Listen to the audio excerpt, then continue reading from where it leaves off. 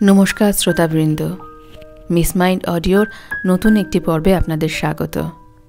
আশা করি শ্রী ভগবানের আশীর্বাদে আপনারা সকলেই কুশলে আছেন। আজকের পর্বে ঠাকুর শ্রী রামকৃষ্ণ পরমহংসদেবের এক অদ্ভুত আবিষ্কার, এক কথায় বলা যায় তা এক মিরাকেল। স্বামীজি যাকে নাম দিয়েছিলেন, যথার্থই নাম দিয়েছিলেন স্বামী অদ্ভুতানন্দজি, অর্থাৎ লাটু মহারাজজির জীবন অনুধ্যান। মাঘী পূর্ণিমা তিথিতে ওনার জন্ম।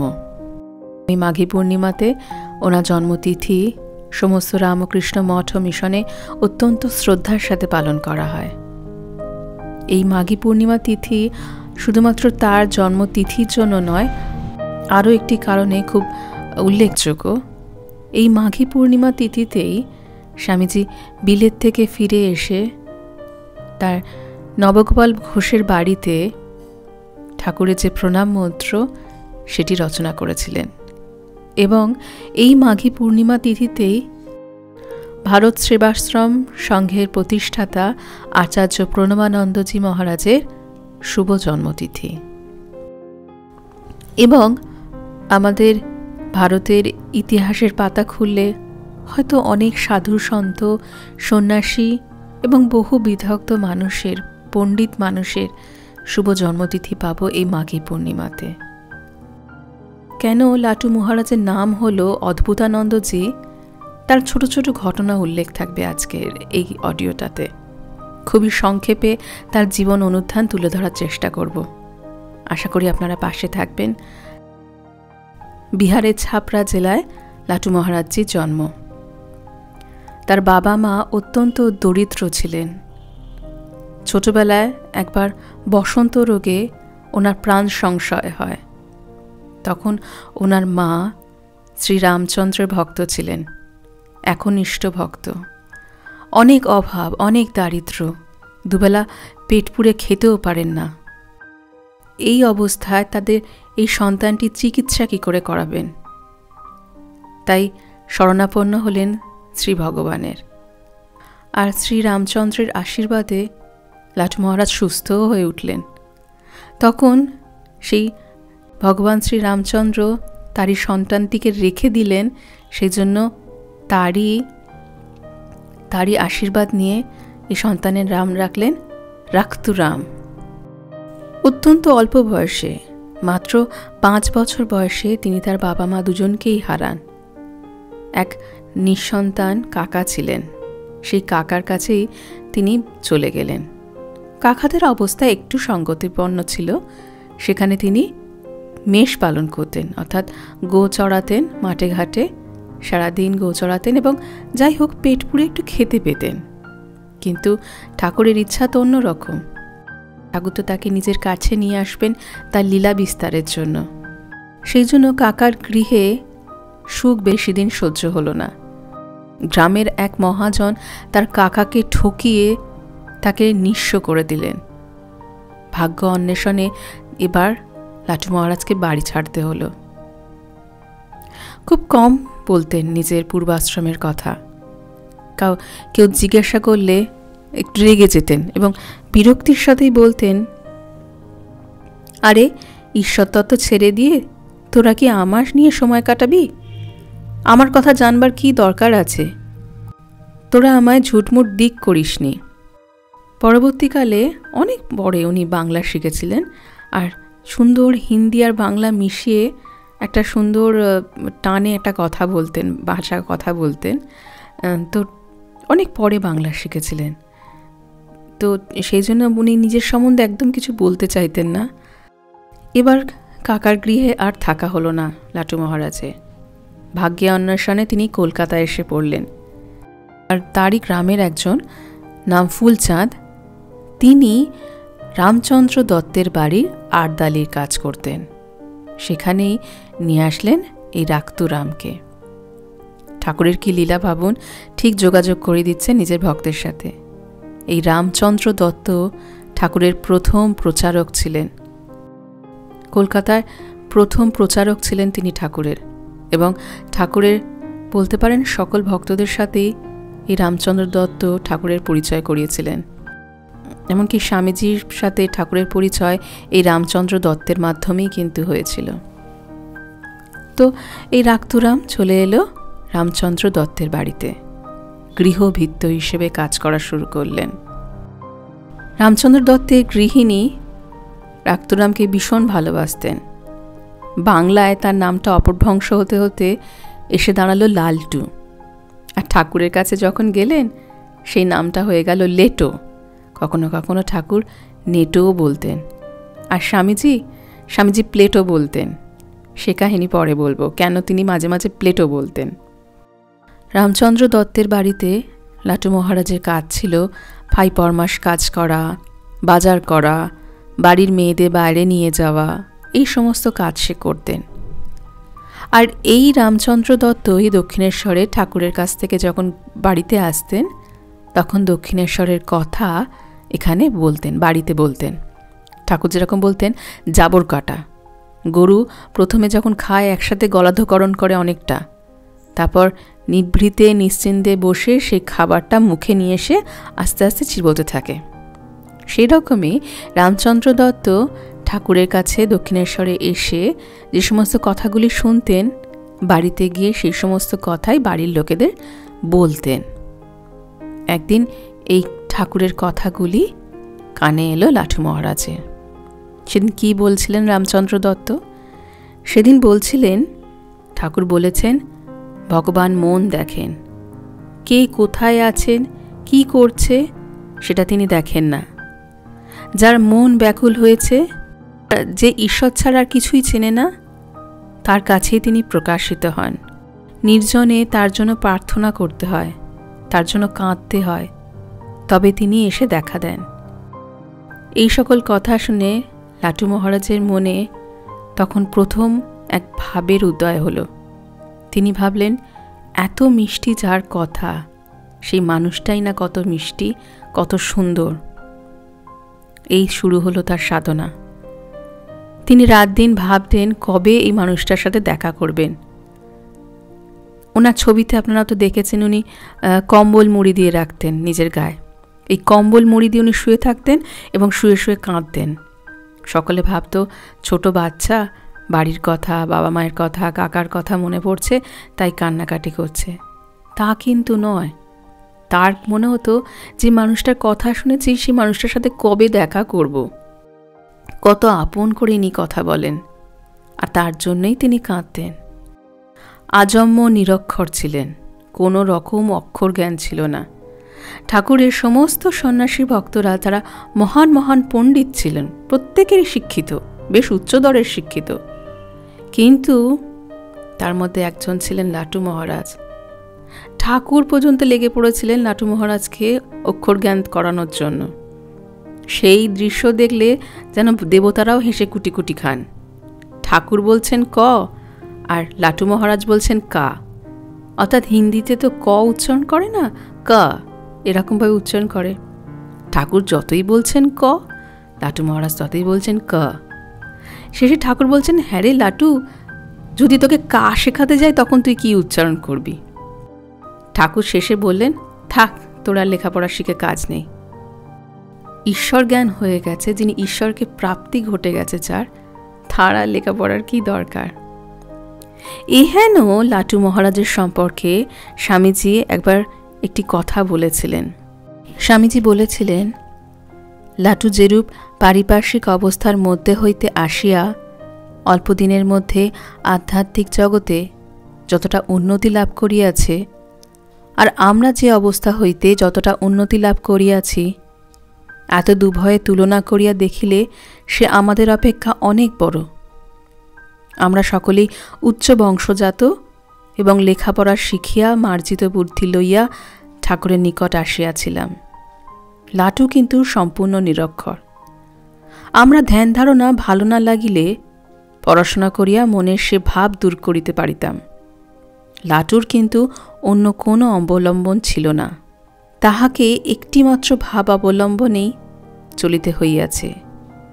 কেবলমাত্র ধ্যান ধারণা সহায়ে লাটু যে মস্তিষ্ক ঠিক রাখিয়া অতি নিম্ন অবস্থা হইতে উচ্চতম আধ্যাত্মিক সম্পদের অধিকারী হইয়াছে, তাহাতে তার অন্তর্নিহিত শক্তি ও তাহার প্রতি শ্রী শ্রী ঠাকুরের অশেষ কৃপার পরিচয় পাই।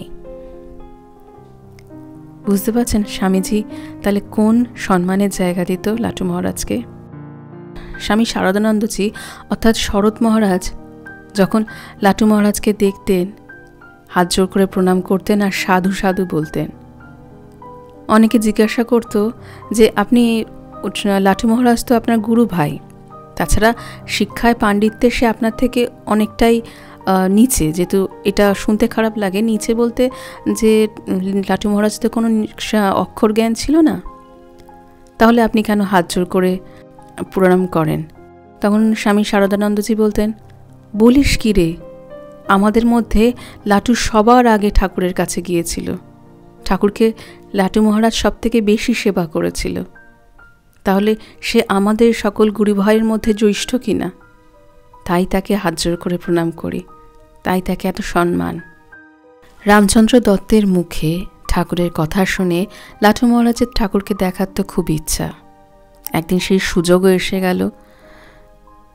1879 খ্রিস্টাব্দের শেষের দিকে অথবা 1880 খ্রিস্টাব্দের প্রথম দিকে রামচন্দ্র দত্ত লাটু মহারাজকে নিয়ে দক্ষিণেশ্বরে ঠাকুরের কাছে গেলেন।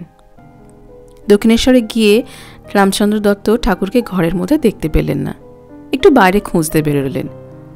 আর লাটু মহারাজ সে তখন পশ্চিমে যে বারান্দাটি আছে সেখানে দাঁড়িয়েছিলেন।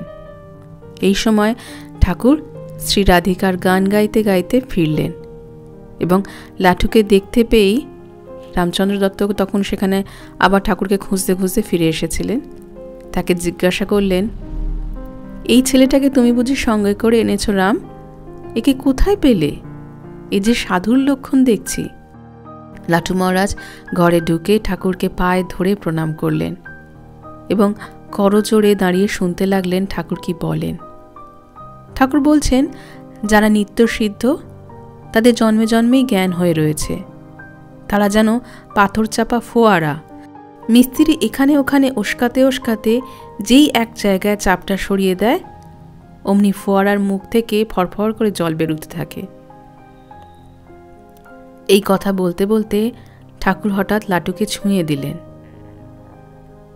সহসা লাটুর রোমাঞ্চ হল, তার ওষ্ঠদয় ঘন ঘন কাঁপতে লাগলো আর দর দর ধারে অশ্রু বিগলিত হতে লাগলো।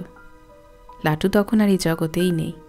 অনেকক্ষণ পরে ঠাকুর তাকে আবার স্পর্শ করলে লাটুর ভাব সম্বরণ হলো।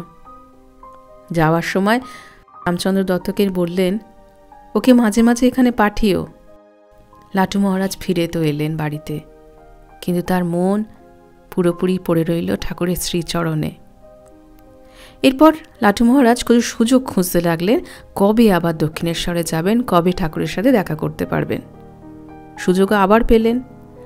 কোনো একটা উৎসব উপলক্ষে ঠাকুরের কাছে কিছু জিনিস পাঠানোর কথা হচ্ছিল। লাটু মহারাজ নিজেই আগ্রহ দেখিয়ে বললেন, আমায় দিন, আমি আপনাদের সমস্ত কিছু ওখানে পৌঁছে দেব। সম্ভবত সেটা ফেব্রুয়ারি মাসে, 1880 সালে ফেব্রুয়ারি মাস। লাটু মহারাজ একাই সমস্ত ফল মিষ্টি নিয়ে 11টার সময় দক্ষিণেশ্বরে উপস্থিত হলেন। ঠাকুরকে দর্শন করে ঠাকুরের পায়ে তিনি দীর্ঘ প্রণাম জানালেন। তারপরে মা ভবতারিণীর ভোগারতি দর্শনের জন্য ঠাকুরের কাছে এসে বসলেন। ঠাকুর ভেবেছিলেন লাটু মহারাজ বিহার দেশের মানুষ, তারপর হিন্দিভাষী, বোধহয় ওনারা নিরামিষ আহার করেন। সেজন্য উনি বললেন যে বিষ্ণু ঘরে গঙ্গা জল দিয়ে নিরামিষ প্রসাদ রান্না করা হয়, তুই চাইলে সেখান থেকেই প্রসাদ নিতে পারিস। তখন লাটু মহারাজ খুব সরল সাদাসিধে ছিলেন, তো তিনি অত শত না বুঝে বললেন, আপনি যা পাবেন আমি তাই খাবো, আমি তো আপনার প্রসাদ ছাড়া কিছু খাবো না। ঠাকুর এটা শুনে রামলাল দাদাকে বললেন, শালা কেমন চালাক দেখছিস, আমি যা পাবো শালা তাতেই ভাগ বসাতে চায়। তারপর দুজনেই প্রসাদ গ্রহণ করলেন। সারাটা দিন দক্ষিণেশ্বরে কাটাবার পর সন্ধেবেলা ঠাকুর এবার বললেন বা তাকে রামচন্দ্র দত্তের বাড়িতে ফিরে যেতে। সে তো আর ফিরে যেতে চায় না। অনেক বোঝানোর পর আবার ফিরে গেলেন। দ্বিতীয় দর্শনের পর ঠাকুরকে আর তার কাজে কোনো মন এলো না। তার আর ঠাকুরকে দেখতেই সারাদিন ইচ্ছা হলো, ঠাকুরের কথা শুনতে ইচ্ছা হলো। এরপর তৃতীয় দর্শন। সেদিনকে তিনি ঠাকুরের কাছে গিয়ে বললেন, আমি আর ওই নকরি করব না, আমি আপনার কাছে থাকব। ঠাকুর বললেন, আমি তো এখানে এখন কিছুদিন থাকবো না, আমি তো কামারপুকুরে চলে যাচ্ছি নিজের দেশে, তুই এখানে থেকে তাহলে কি করবি? এবার ঠাকুর কামারপুকুর চলে গেলেন। দক্ষিণেশ্বরে মাঝে মাঝে লুকিয়ে লুকিয়ে লাটু মহারাজ আসতেন। দক্ষিণেশ্বরে ফাঁকা ঘরে পঞ্চবটিতে তিনি ঘুরে বেড়াতেন আর কাঁদতেন। এইভাবে একদিন তিনি দক্ষিণেশ্বরে গঙ্গার ঘাটে বসে বসে কাঁদছেন। আর তখন রামলাল দাদা ঘুরতে ঘুরতে সেখানে এসে উপস্থিত। হঠাৎ দেখলেন যে লাটু মহারাজ কার সাথে যেন ঘাটে বসে বসে কথা বলছেন। রামলাল দাদা যেই জিজ্ঞাসা করলেন, কে রে লাটু, কার সাথে কথা বলছিস? লাটু মহারাজ সঙ্গে সঙ্গে বললেন, কই পরমহংসদেব কোথায় গেলেন? এই তো ছিলেন, কোথায় গেলেন? লাটু মহারাজের ব্যাকুলতা দেখে ঠাকুর সেদিন সূক্ষ্ম দেহে লাটু মহারাজকে দর্শন দিয়েছিলেন। ঠাকুর তো আজও সূক্ষ্ম দেহে কত ভক্তদের দর্শন দেন, কৃপা করেন।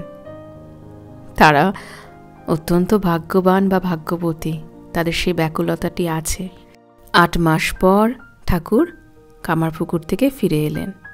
যেদিন ফিরে এলেন তারপরে আবার লাটু মহারাজ দক্ষিণেশ্বরে গেলেন। সেদিন ঠাকুরের পদসেবার সৌভাগ্য লাভ হয়েছিল তার। সেই দিব্য স্পর্শে তার জীবন পাল্টে গেল। তার দর দর ধারে অশ্রু বিসর্জন হতে লাগলো। তিনি নির্বাক নিস্তব্ধ স্থির দৃষ্টি হয়ে বসে রইলেন। পরদিন দুপুর পর্যন্ত তার সেই ধ্যান তন্ময়তা কাটল না। পরে মন্দিরে ভোগের ঘণ্টা বাজল। ঠাকুর তাকে এই ব্যবহারিক জগতে আবার ফিরিয়ে আনলেন। আবার ঠাকুর তাকে বুঝিয়ে সুজিয়ে পাঠিয়ে দিলেন রামচন্দ্র দত্তের বাড়িতে।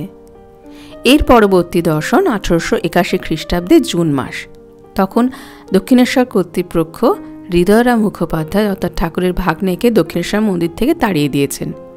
ঠাকুরের সেবার খুব অসুবিধা, তো কি করবেন? তখন রামচন্দ্র দত্তকে বলে ঠাকুর লাটু মহারাজকে নিজের কাছে এনে রাখলেন। ঠাকুরকে তো সবাই সেবা দিতে পারত না, আর ঠাকুরও সবার সেবা নিতে পারতেন না, কিন্তু লাটু মহারাজকে ঠাকুর খুব ভালোবাসতেন। সমস্ত ঠাকুরের যে অন্তরঙ্গ পার্ষদরা ছিল তার মধ্যে লাটু মহারাজ প্রথম ঠাকুরকে দর্শন করেছিলেন এবং প্রথম ঠাকুরের কাছে গিয়ে পৌঁছেছিলেন। ঠাকুরকে অনেক সেবার তিনি অধিকারী হয়েছিলেন। শুধু ঠাকুরকে না, মাকেও প্রচুর উনি সেবা দিতে পেরেছিলেন। যখন স্মৃতিচারণ করতেন লাটু মহারাজ ঠাকুরের সম্বন্ধে, তখন বলতেন, ঠাকুর বলেছিলেন, দেখ দিল সাফ রাখবি আর গর্দা ঢুকতে দিবি না। অহংকারের ব্যাপারকে তিনি গর্দা বলতেন। ঠাকুর কিন্তু এরকম কথা, অর্থাৎ গর্দা বা দিল, এই কথা কিন্তু কথামৃতে কোথাও উল্লেখ পাওয়া যায় না। হয়তো লাটু মহারাজ হিন্দি ভাষী মানুষ ছিলেন, তার সাথে সেভাবেই কথা বললে হয়তো তিনি বুঝতে পারতেন বলেই কথাটা উনি বলতেন যে ভিতরে গর্দা ঢুকতে দিবি না, অর্থাৎ অহংকারে স্থান দিবি না কোনো দিন। লাটু মহারাজ খুব ভালো কুস্তি লড়তে পারতেন। এবার কুস্তি করা মানে শারীরিক কসরত, একটু খাওয়া দাওয়া বেশি হয়। তো যোগীন মহারাজকে ঠাকুর খাওয়া দাওয়ার ব্যাপারে একদিন সতর্ক করছিলেন দেখে লাটু মহারাজও খাওয়া দাওয়া কমিয়ে দেন। তো এরকমভাবে একদিন লাটু মহারাজ আর রাখাল মহারাজ কুস্তি লড়ছিলেন।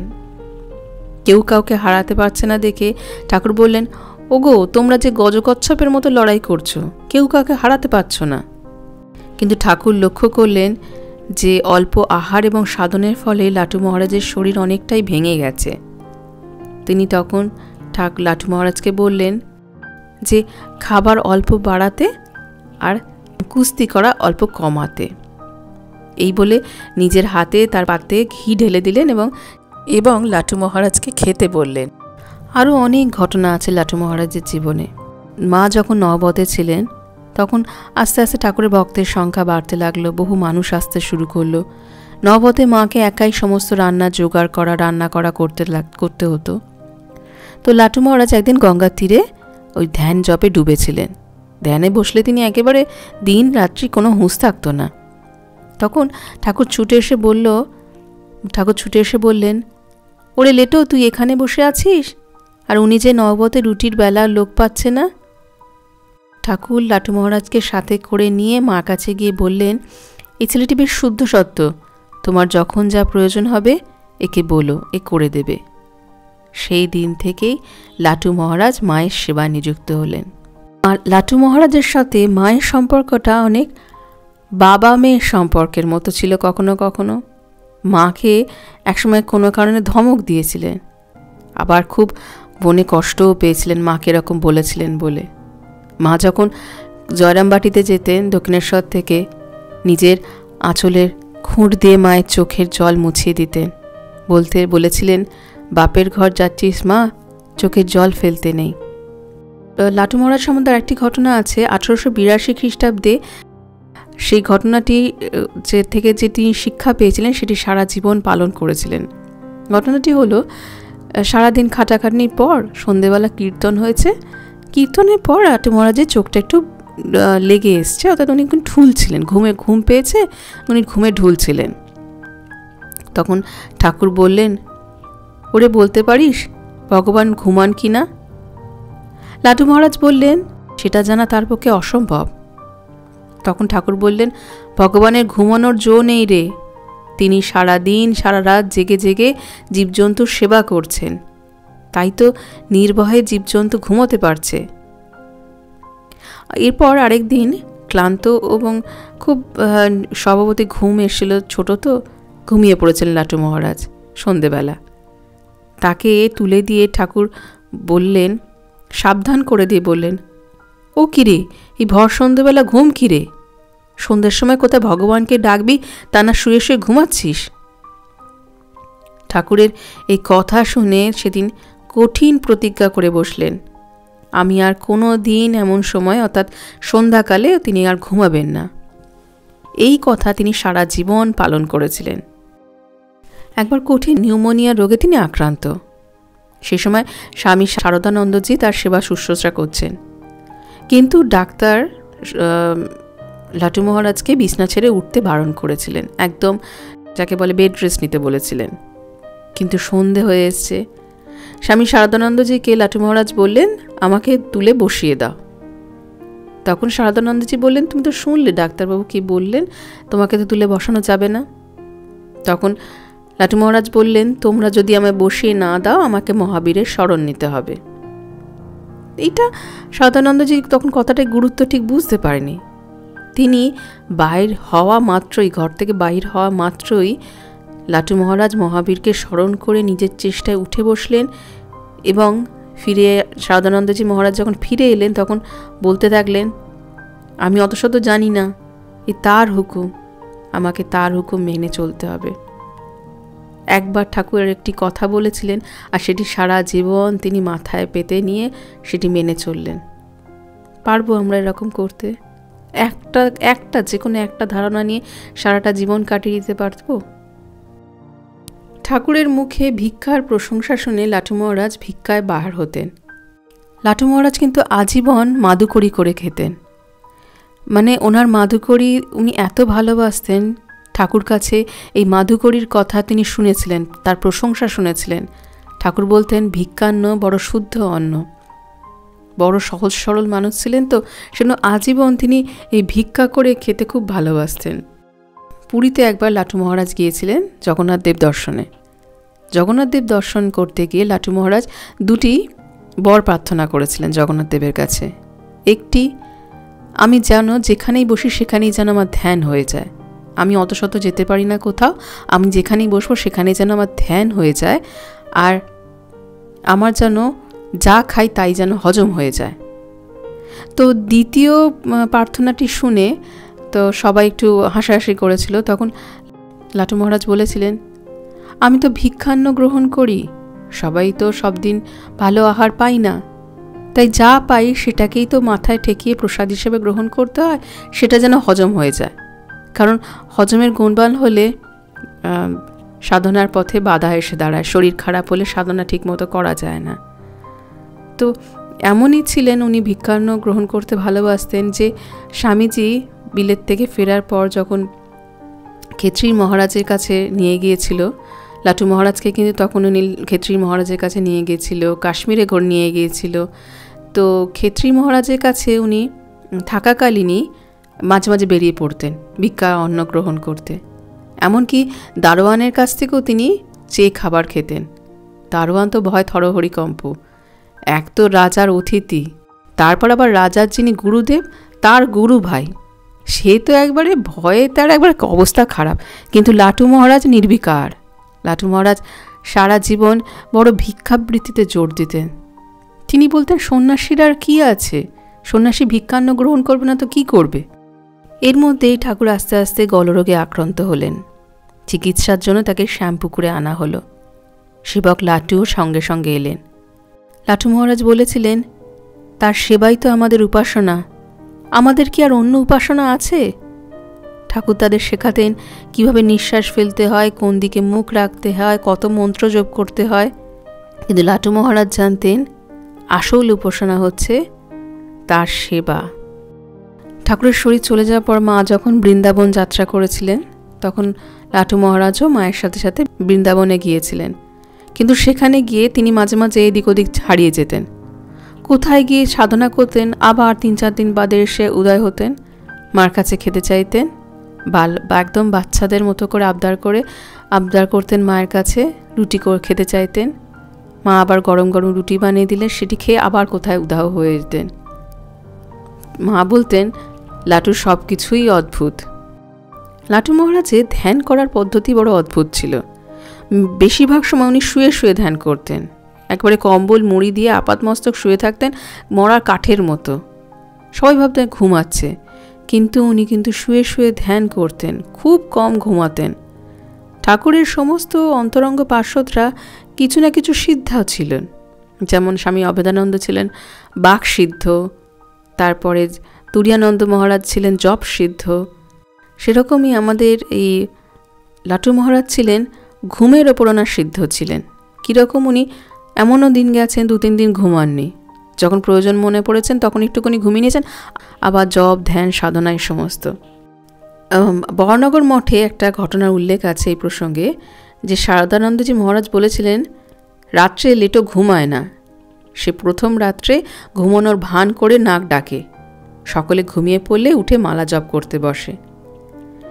এই তথ্য আবিষ্কারের ইতিহাস বেশ বড়ই উপভোগ্য। এক রাত্রে খটখট শব্দ শুনে শারদানন্দজি ভাবলেন ইঁদুর এসেছে। তিনি একটু মাটিতে আওয়াজ করলে আওয়াজ বন্ধ হয়ে গেল। আবার কিছুক্ষণ পর সেই খটখট শব্দ, তারপর আবার শারদানন্দজি মহারাজ একটু থপথপ করে আওয়াজ করাতে সেই আওয়াজ আবার বন্ধ হয়ে গেল। তখন শারদানন্দজির মনে একটু সন্দেহ হলো যে এরকম বাধ্য ইঁদুর তো তিনি কোনোদিন দেখেননি। তিনি সেজন্য একটু লণ্ঠনটা জ্বালিয়ে ঝট করে দেখলেন লাটু মহারাজ মালা ঘুরিয়ে ঘুরিয়ে জপ করছে, আর সেই মালারই শব্দ হচ্ছে। লাটু মহারাজ কিন্তু ঘুমাতেন না, বহুদিন হচ্ছে 3-4 দিন এরকম ঘুমাতেন না, একটানা জপ করতেন, শুয়ে পড়ে ওরকম ঘুমের ভান করে ধ্যান করতেন। এটা আলমবাজার মঠেও এই ঘটনার উল্লেখ আছে। এবং অনেক সময় এতটাই উনি ধ্যান জপে মগ্ন থাকতেন যে খাওয়ার হুঁশ হতো না। ডেকে ডেকে তার সাড়া পাওয়া যেত না, সকাল দুপুর রাত্রি গড়িয়ে যেত। এমনভাবে চাদর মুড়ি দিয়ে পড়ে থাকতো যে তাকে ডেকে ডেকে তাকে ধাক্কা দিয়েও তোলা যেত না। অনেক হাঙ্গামা করে তবে তাকে খাওয়ানো হতো। লাটু মহারাজ মায়ের আগেই চলে গিয়েছিলেন। মায়ের চলে যাওয়ার লাটু মহারাজকে দেখতে হয়নি। বড় কোমল মনের মানুষ ছিলেন। স্বামীজি চলে গেছিলেন। স্বামীজি যেদিন চলে গেলেন সেদিন তিনি কলকাতাতেই ছিলেন, কিন্তু স্বামীজি চলে যাওয়া তিনি দেখতে পারলেন না। বাবুরাম মহারাজ চলে গেলেন, তাও তিনি দেখতে গেলেন না। তার ভালোবাসার লরেন ভাই, বাবুরাম ভাই যে চলে যাবেন এই কথা তিনি ভাবতেই পারেন না, তাই তাদের যাওয়া তিনি দেখতে পারলেন না। আজীবন জপ ধ্যান এই সমস্ত নিয়েই কাটিয়ে দিলেন। স্বামীজির সাথে ক্ষেত্রী বাড়ির মহারাজের বাড়িতে উনি গিয়েছিলেন এবং মহারাজ এমন একটি প্রশ্ন করেছিলেন ঈশ্বর তত্ত্ব সম্বন্ধে, লাটু মহারাজ তাকে খুব অনায়াসেই সহজেই বুঝিয়ে দিলেন। ক্ষেত্রী মহারাজ অজিত সিংহ ভাবলেন, সত্যি তো স্বামীজির গুরু ভাই, তার মতোই কত পণ্ডিত, কত না লেখাপড়া জানেন, কত না শিক্ষিত, কিন্তু লাটু মহারাজ যে ঈশ্বরের আশীর্বাদেই এই সমস্ত জ্ঞানের মালিক হয়েছিলেন তিনি সেটা জানতেন না। অজিত সিংহ যখন একটা গ্লোব নিয়ে এলেন, নিয়ে এসে লাটু মহারাজকে দেখিয়ে আবার কিছু জিজ্ঞাসা করতে লাগলেন। সেই সময় ঘরে স্বামীজি ঢুকছেন। ভাবলেন এই রে, লেটো তো পড়বে এবার মহা বিপদে। তখন তিনি কথা প্রসঙ্গটি অন্যদিকে ঘুরিয়ে দিলেন। সেই যাত্রায় লাটু মহারাজ বেঁচে গেলেন। কিন্তু লাটু মহারাজ অত্যন্ত চাপা স্বভাবের মানুষ ছিলেন, কিন্তু ঠাকুর তাকে জ্ঞানের রাশ ঢেলে দিয়েছিলেন। তার যে সমস্ত কথা আছে, লিপিবদ্ধ করা আছে, সেই সমস্ত লাটু মহারাজের স্মৃতিকথাতে পাওয়া যায়। যারা পড়েছেন তারা জানেন, সাধনালব্ধ সে সমস্ত জ্ঞান। ঠাকুরের সমস্ত অন্তরঙ্গ পার্শ্বদদের এবং যারা গৃহী পার্শ্বদ ছিলেন প্রত্যেকেরই ঘর বাড়ি ছিল, প্রত্যেকেরই একটা বাসস্থান ছিল, মাথা গোঁজার একটা জায়গা ছিল, স্বামীজির ছিল, শারদানন্দজি সবারই ছিল, ছিল না কেবল লাটু মহারাজের। সে কোন ছোটবেলায় তিনি তার গ্রাম ত্যাগ করে কলকাতা শহরে চলে এসেছিলেন গৃহ পরিচারকের কাজ করতে রামচন্দ্র দত্তের বাড়িতে। তাই তার কোনো বাড়ি ছিল না। ঠাকুরের কাছে থাকার সময় ছিল দক্ষিণেশ্বর, ঠাকুর চলে যাওয়ার পর বলরাম মন্দিরে, তার পরবর্তীকালে বসুমতীর পত্রিকা ছাপাখানা, সেই ছাপাখানার অফিস ঘরে তিনি একপাশে থাকতেন। খুব আনন্দেই থাকতেন, যেখানে যে পরিবেশে থাকতেন, যে অবস্থাতেই থাকতেন, আনন্দে থাকতেন। বলতেন সন্ন্যাসীর আবার কি, সন্ন্যাসী তো কপরদকবিহীন হয়েই থাকবে। জীবনের শেষ 8 বছর তিনি কাশীধামে কাটিয়েছিলেন। সেখানে তিনি বহু অদ্ভুত কাণ্ড ঘটিয়েছিলেন, বহু মানুষকে, বহু ভক্তকে তিনি কৃপা করেছিলেন। ঠাকুরের কথা শুনে তার কাছে বহু ভক্ত কৃপা পেয়েছিলেন। শেষ বয়সে তার বহুমূত্র রোগ দেখা দিয়েছিল এবং পায়ে একটা ফোসকা থেকে পচা ঘা, গ্যাংগ্রিন হয়েছিল। সেটার অস্ত্রোপচার করতে গিয়ে, অর্থাৎ অপারেট করতে গিয়ে তিনি অসুস্থ হয়ে পড়েন এবং তাতেই তার মৃত্যু হয়। 1920 সালে 24শে এপ্রিল মহারাজজি মহাসমাধিতে চলে যান। তার চলে যাওয়ার শেষ দিনের ঘটনাটি স্বামী তুরীয়ানন্দজির একটি পত্রে পাই আমরা। সেই পত্রটি উল্লেখ করেই আজকে এই স্বামী অদ্ভুতানন্দজি অনুধ্যান শেষ করছি। মহারাজজি বলেছিলেন, অর্থাৎ স্বামী তুরীয়ানন্দজি তার চিঠিতে উল্লেখ করেছিলেন, এটিও শুদ্ধ ভাষায়, এমন অদ্ভুত মহাপ্রয়াণ প্রায় দেখা যায় না। ইদানিং সর্বদাই অন্তর্মুখ থাকতেন দেখিয়াছি। অসুখের সময় হইতেই একেবারেই ধ্যানস্থ ছিলেন, ভ্রুমধ্য বদ্ধ দৃষ্টি, সকল বাহ্য বিষয় হইতে একেবারে সম্পূর্ণ উপরত, সদা সচেতন, অথচ কিছুরই খবর রাখতেন না। মধ্যে মধ্যে প্রায় সেবককে ডাকতেন, সেবকের হাতে খাইতেন।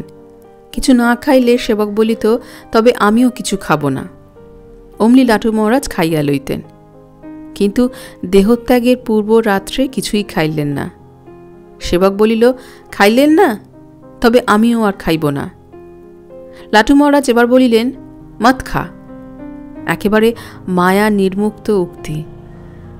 পরদিন সকালে আমি যাইয়া দেখি খুব জ্বর। নাড়ি দেখিলাম, নাড়ি নাই। ডাক্তার আসিয়া হার্ট পরীক্ষা করিলেন, শব্দ পাইলেন না। Temperature 102 degree. বেশ সজ্ঞান, তবে কোনো বাহ্য চেষ্টা নাই। দুধ দিলে অত্যন্ত অসন্তোষ প্রকাশ করিলেন। বিশ্বনাথে চরণামৃত অতি সন্তোষের সাথে খাইয়াছিলেন।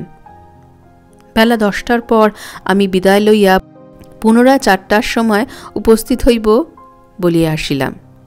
বাটি আসিয়া স্নানাহারান্তে একটু বিশ্রাম করিতেছি। সংবাদ পাইলাম লাটু মহারাজ 12:10 ইহলোক ছাড়িয়া স্বস্থানে প্রস্থান করিয়াছেন। আমি তাহাকে শেষ দর্শন করিবার জন্য 96 নম্বর হারারবাগ বাটিতে উপস্থিত হইলাম। যখন তাহাকে বসাইয়া দিয়া পূজাদি করা হয়, তখন মুখের ভাব যে কি সুন্দর দেখাইয়াছিল তা লিখিয়া জানানো যায় না। এমন শান্ত, সকরুণ, আনন্দময় দৃষ্টি আমি পূর্বে কখনো লাটু মহারাজের আর দর্শন করি নাই। ইতপূর্বে অর্ধ নিমিলিত নেত্র থাকিত, এখন একেবারে বিস্ফারিত ও উন্মুক্ত হইয়াছিল। তাহাতে যে কি ভালোবাসা, কি প্রসন্নতা, কি সাম্য ও মৈত্র ভাব দেখিলাম, তাহা বর্ণনার অতীত। যে দেখিল সেই মুগ্ধ হইয়া গেল। বিষাদের চিহ্ন মাত্র নাই। আনন্দের ছটা বাহির হইতেছে। সকলকেই যেন প্রীতি ভরে অভিনন্দন করিতেছেন। এ সময়ের দৃশ্য অতীব অদ্ভুত ও চমৎকার প্রাণস্পর্শী। অদ্ভুতানন্দ নাম পূর্ণ করিতেই যেন প্রভু এই অদ্ভুত দৃশ্য দেখাইলেন। ধন্য গুরু মহারাজ, ধন্য তাহার লাটু মহারাজ। ঠাকুর, মা, স্বামীজি, তার সুযোগ্য পার্ষদ স্বামী অদ্ভুতানন্দজির চরণে প্রণাম জানিয়ে আজকের আমার এই পাঠ শেষ করলাম। নমস্কার, ধন্যবাদ।